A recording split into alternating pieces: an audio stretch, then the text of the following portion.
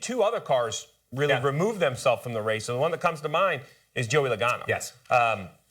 He started deep in the field. Jeff Burton and I had this conversation. But there was a lot of confidence out of the 22. Jeff and I loved what we saw in Happy Hour. Not great on the speed chart, but when he caught a guy, he made a move.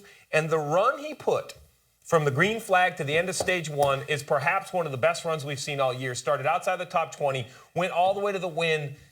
But then KP, it kind of fell apart a little. It did fall apart, but I'm going to say 37 laps to take the lead. 37 laps. 37 laps to take the lead. It's like Kyle Busch in a truck race. That's exactly right. From starting 22nd. From starting 22nd in a series that you can't pass cars. I mean, we know it because the drivers tell us that all the time.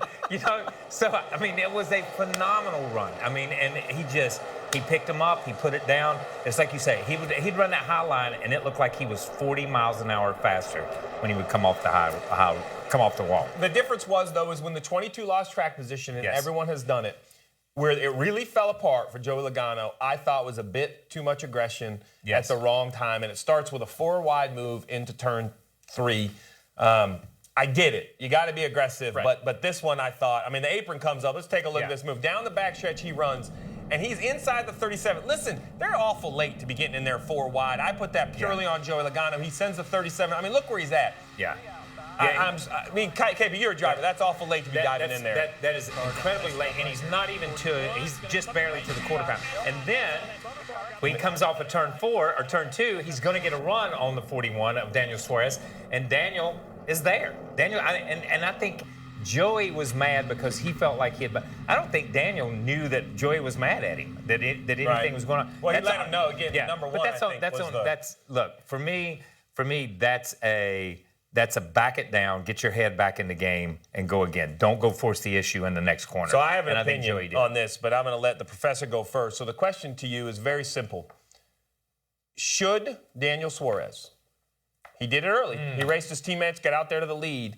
Should he race playoff guys differently on the racetrack? I don't think so, especially given that Daniel Suarez isn't set for 2020. And this is a guy who is trying to race to stay in the Cup Series. And I think that there is some expectation level. Obviously, we saw it from Joey Logano there with the obscene gesture that the non-playoff guys maybe should show a little bit more deference. And you should know that, hey, I'm going to race 4 wide into a corner on an insane restart because that's the season-long narrative, and I have to race that way. But I think this was a race where Joey Logano probably made a couple of moves that he would have liked to have had back. And not just that instance with forcing the issue 4 wide, but go back to the stage 2 end where he essentially allowed Truex to win the end of stage 2 by kind of boxing himself in on the, as we see here, he was trailing Matt DiBenedetto, who was about to go lap down. Yeah, Matt DiBenedetto, last car in the lead lap. Joey Logano trying to pass him, to lap him. Matty D racing the wheels off. But right here, this is the move you're talking about. I think that's just a bad decision. Yeah, I agree. Yeah. I agree. And I know there was a lot of talk about Kyle Busch and the moves he made during this race, but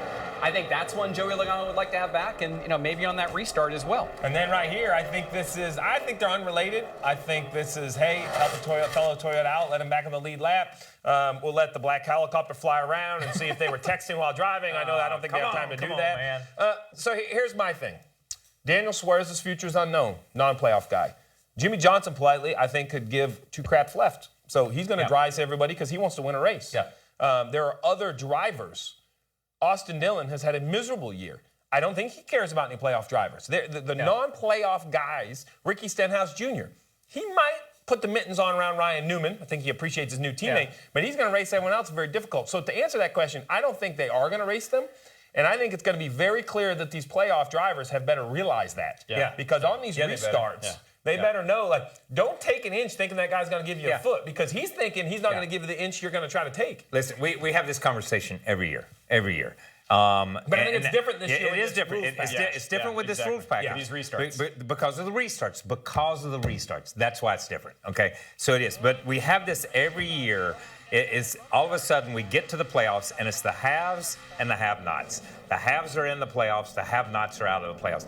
And this year, these guys are bound and determined. Whether it's Stenhouse, whether it's Suarez, whether it's Jimmy Johnson, they're going to win a race in these playoffs. They're going to take a race, and they're going to win it. This is not going to be a cakewalk just because you've got a 1 through 16 beside your name right now. It's not going to be a cakewalk for those guys. Hey, there's 3 more mile-and-a-half ovals. Yes. And I think that the playoff contenders better be worried at Kansas next round. They better be worried about Texas third round. I think it completely changes. The dynamic changes Homestead Miami Speedway. I think the finale, then the mittens go on a little bit, I think that's fair. That's different. I think when you get to 4 guys that have got to Miami with a chance to win, you don't want to be that guy. You don't want to be that guy. You have to be more cognizant. But the next 2 mile-and-a-half ovals, I think it's going to be the same thing. So basically what I learned is I don't know who is any better than anybody else, but it's going to be a great run in the playoffs.